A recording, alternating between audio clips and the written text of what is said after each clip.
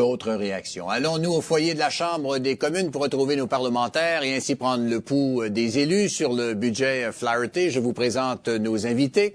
D'abord, pour le Parti conservateur, Bernard Généreux, bonsoir. Bonsoir, Pierre. Pablo Rodriguez du Parti libéral, bonsoir. Salut, Pierre. Et bienvenue à Yvon Godin du Nouveau Parti démocratique. On va permettre d'abord à M. Généreux de nous dire pourquoi c'est un bon budget, selon lui. Je suis persuadé qu'il y a des choses favorables à dire là-dessus. Écoutez, Pierre, puis tous les auditeurs, c'est un excellent budget. Je pense qu'on y retrouve toute une gamme d'éléments extrêmement structurants pour la création d'emplois, le maintien du développement de nos collectivités. Et à ce titre, je pense, en tant qu'ancien maire, je peux vous dire que les maires du Québec et du Canada vont être heureux de voir la continuité dans le plan d'action économique pour aider au développement de nos régions, particulièrement parce que vous savez qu'on a passé des temps difficiles dans les dernières années. Le plan d'action économique première phase a très bien fonctionné et là, on s'en va vers une seconde phase qui va aussi très bien fonctionner, j'en suis convaincu.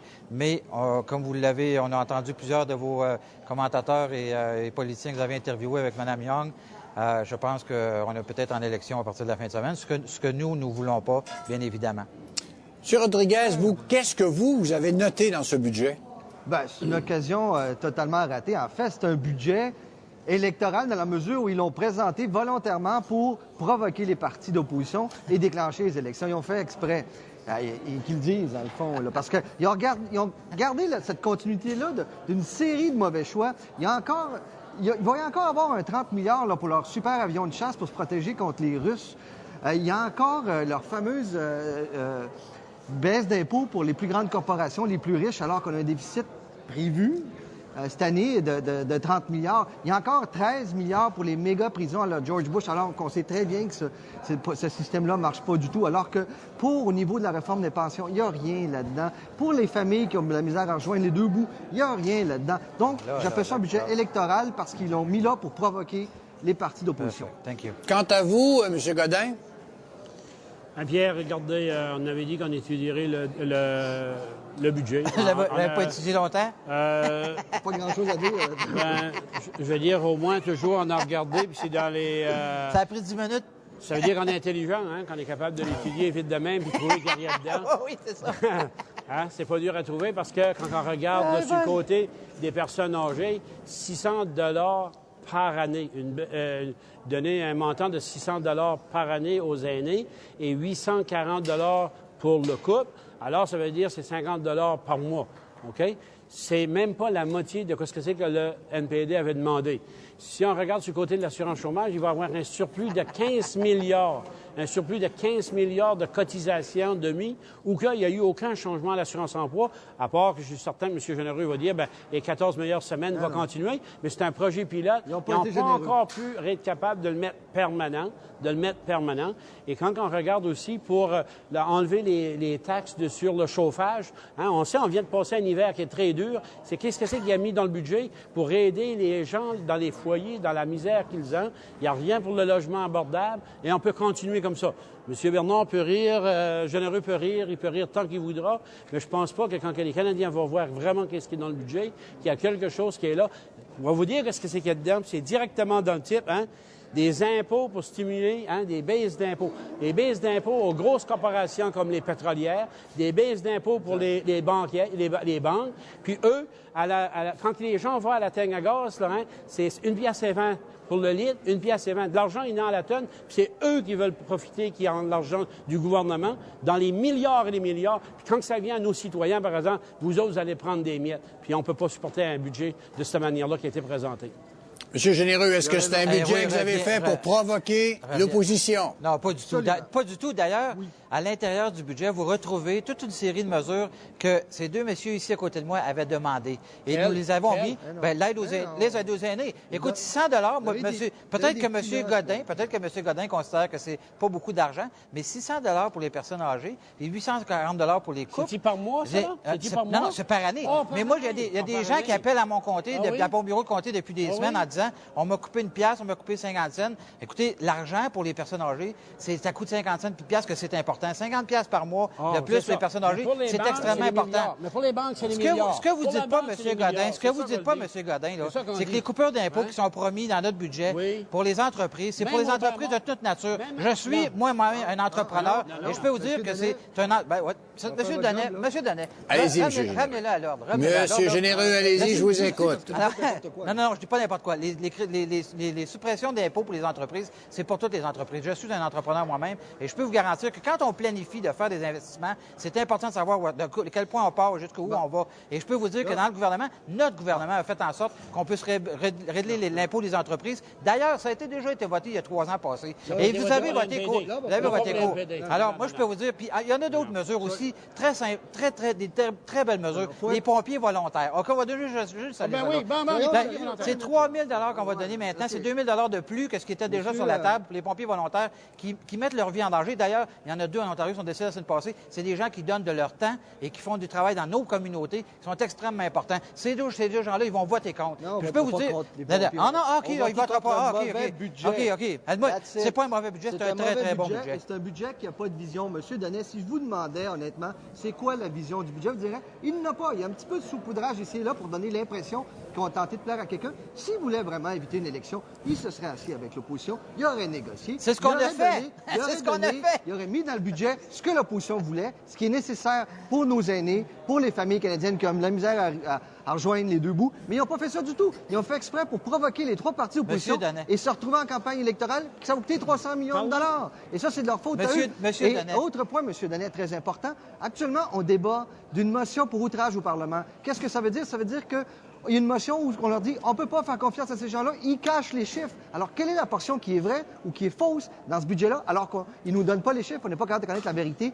Qu'est-ce que coûteront les programmes conservateurs? On ne le sait pas. Monsieur Alors, Danet, c'est difficile. les gens qui ont écouté votre émission et votre super poste de télévision, CIPAC, la semaine passée, ont vu toutes les délibérations en direct s'ils le voulaient par rapport à ces documents-là. Les documents, ils ont tous été déposés. Ils n'ont même pas eu le temps de les étudier. Ils n'ont même pas pris le temps de les étudier pour dire qu'on avait fait... Regarde. Avant la réunion, Comment? Excusez-moi, moi j'étais au comité, puis les documents avaient été déposés, puis les documents qui ont été déposés, il n'y avait aucun montant dedans. Aucun montant. Puis quand on a posé la question, c'est comment ça va coûter aux provinces? Ils ont dit, on n'a même pas été voir comment ça allait coûter, parce que c'est pas nous autres qui payent, c'est les provinces. Les provinces n'ont même pas pu savoir comment ça allait coûter pour mettre les jeunes derrière les barreaux. C'est exactement ce qu'il y a eu au comité. Monsieur Danet. Puis aujourd'hui, là, c'est dans l'histoire du Canada, c'est la première fois que ça arrive qu'il y a un comité qui émet un rapport dans la Chambre des communes pour outrage au Parlement. Le président de la Chambre des communes a été obligé de forcer le gouvernement de donner les documents. Puis c'est quand on regarde pour les pompiers, là, il dit pas, par exemple, on va vous donner une baisse d'impôt aux pompiers, mais si vous avez reçu de l'argent, il va falloir que vous choisissez entre les deux. Oui, Alex, c'est quoi sur l'argent? Tu l'as pas lu, le budget? Regardez, Monsieur Danet, regardez, dans mes mains, je tiens les éléments essentiels du budget. Il y en a pour les enfants. Non, mais les parents. Les parents. On s'est fait accuser pendant combien d'années qu'on faisait rien pour les arts et la culture? Eh bien, on vient de donner 500$ aux parents qui vont envoyer des enfants pour faire des activités. Non, comme ça, de l'argent. Voyons, regardez. C'est important, c'est des mesures qui sont très importantes. Regardez, les gens défavorisés. Pour les gens qui ne payent pas d'impôts, ils n'auront pas de crédit. Il y a des gens qui vont être capables d'aller récupérer cet argent-là pareil. Moi, je vous dis, il y a des choses extrêmement intéressantes dans ce budget-là. Et si les partis d'opposition avaient été vraiment sérieux, ils auraient minimalement pris le temps de l'étudier. Ils ne l'ont même pas étudié. Les 3 chefs de parti étaient sortis de la Chambre au moment même où M. Flaherty commençait à lire son budget. Il était déjà sorti. Ils n'ont même pas écouté ce qu'il avait à dire. Alors, je peux vous dire, sincèrement, c'est pas très sérieux. Et quand on nous dit que nous, on est provoqués, on provoque pour développer, pour faire des élections, regardez, je pense que vous avez la coalition est déjà prête. Ça fait pas longtemps qu'elle est prête, d'ailleurs. Les libéraux, ça fait 6 mois qu'ils ont dit qu'ils voteraient contre nous autres.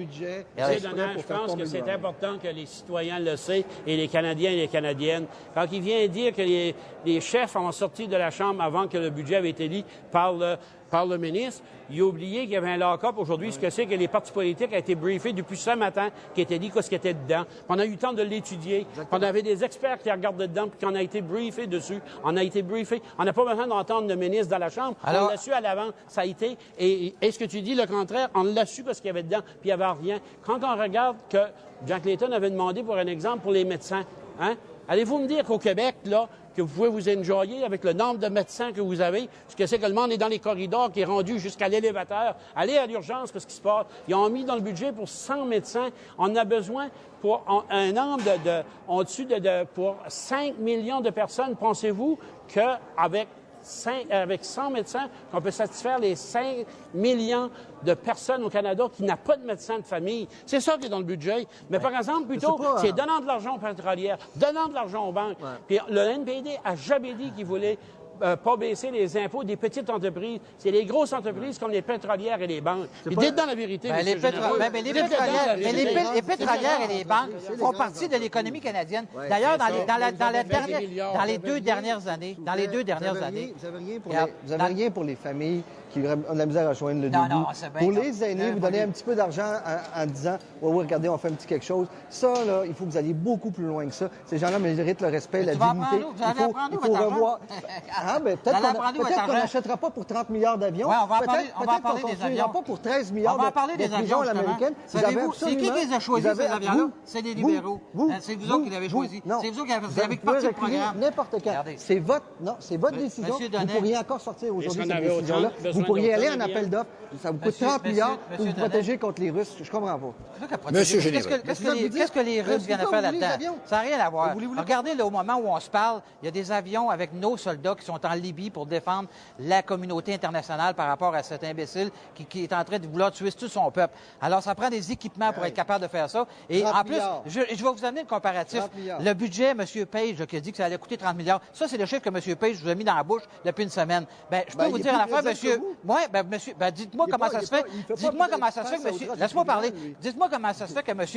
Page a dit que le budget, on ne serait pas capable d'avoir l'équilibre budgétaire d'ici 2015. Le budget, il est moins élevé que prévu. Il est déjà moins élevé que prévu l'année prochaine. Et d'ailleurs, tous les analystes financiers s'entendent pour dire que c'est beaucoup de milliards de dollars la différence. Alors, on va probablement arriver à l'équilibre budgétaire, avant 2015. Mais M. Page, alors, vos prédictions ne tiennent pas la vôtre. Ben oui, mais M. Page a dit, exactement, il disait qu'on serait beaucoup plus tard pour trouver l'équilibre budgétaire. Alors, il s'est vraiment mis le doigt dans l'œil, ben raide. Sais-tu pourquoi il s'est mis le doigt dans l'œil, je vais te le dire. Il s'est mis le doigt dans l'œil parce que notre gouvernement a mis les éléments sur la table pour être capable de recouvrir l'économie, et c'est ce qui est en train de se passer. M. Page, il fait des analyses, il est complètement dans le champ. C'est vos chiffres à vous. De toute façon, c'est pas 29 milliards, c'est 16 milliards de dollars.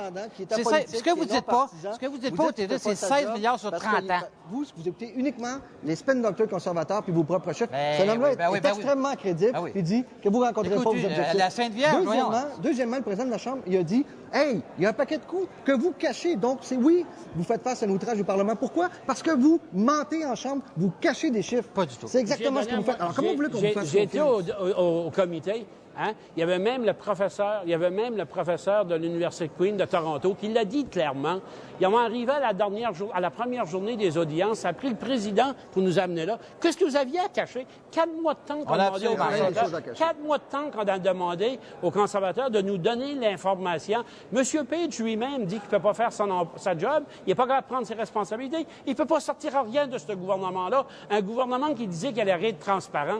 Un gouvernement transparent, puisque c'est que c'est le président qui a bougé en 2 occasions, même sur l'Afghanistan, même les dépenses sur l'Afghanistan, c'est le président qui a été obligé de forcer pour dire au gouvernement, faut que vous donnez les documents, faut que l'opposition ait l'information pour faire leur job, pour être capable de voter sur les budgets. C'est honteux de voir le gouvernement qui est là. Il n'y a rien pour le Québec là-dedans, absolument rien pour l'harmonisation. Messieurs, il me reste une trentaine de secondes. Est-ce qu'il y a un compromis possible ou pas? Ben, ils ont dit non. M. Flaherty a dit aucun compromis. Donc, c'est fait. Les carottes sont cuites. On s'en va en élection.